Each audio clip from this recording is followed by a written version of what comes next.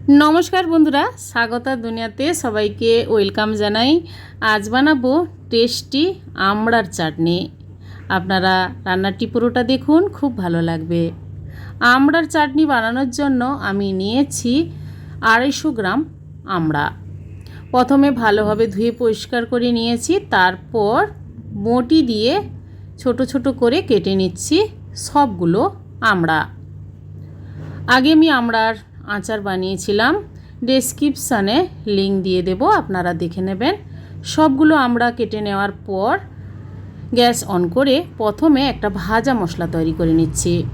কড়াইর মধ্যে শুকনো লঙ্কা, গোটা ধনে, মৌরি আর দেব গোটা জিরে। গ্যাসের ফ্লেমটা হাই টু মিডিয়াম রেখে ভেজে নেব। তারপর কিছুক্ষণ ঠান্ডা করে গুঁড়ো করে রাখবো এই মশলাগুলো।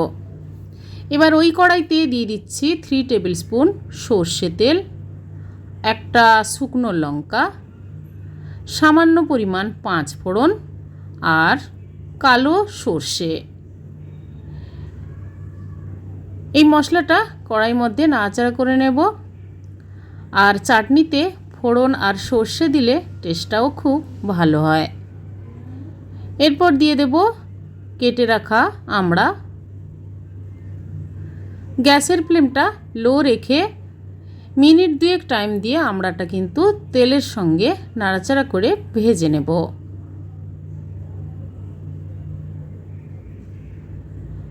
দেব সামান্য পরিমাণ হলুদ গুঁড়ো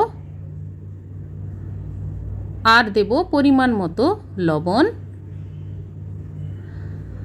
আর আমড়ার চাটনির কালারটা ভালো হওয়ার জন্য আমি দিয়ে দেব 1/2 টেবিল স্পুন কাশ্মীরি লঙ্কার গুঁড়ো। এবার নাড়াচাড়া করে আমড়াটা প্রথমে লাল করে ভেজে নিতে হবে।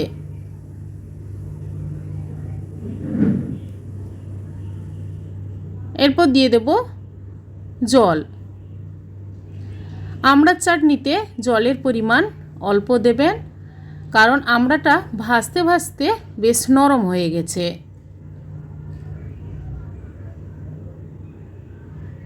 দেড় বাটির মতো জল দিয়ে গ্যাসের ফ্লেমটা মিডিয়াম রেখে কিছুক্ষণ ফুটতে দেব।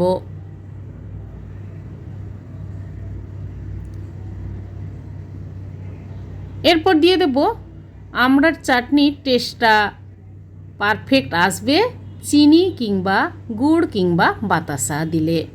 আপনাদের বাড়িতে চিনি, বাতাসা কিংবা গুড় যে কোনো থাকলেই আপনারা আমড়ার চাটনিতে দিতে পারেন। আমি এখানে 1/2 বাটি চিনি দিয়ে দিলাম 250 গ্রাম আমড়াতে। এবার নাড়াচাড়া করে মিনিট 2 ফুটতে দেব। ফুটে যাওয়ার পর যে মশলাগুলো ভেজে রেখেছিলাম ওগুলো গুঁড়ো করে 1 টেবিল স্পুন সবার লাস্টে দিয়ে দেব। এবার নাড়াচাড়া করে গ্যাসটা অফ করে কিছুক্ষণ স্ট্যান্ডিং টাইমে রেখে তারপর সার্ভ করে নেব আমড়ার চাটনি।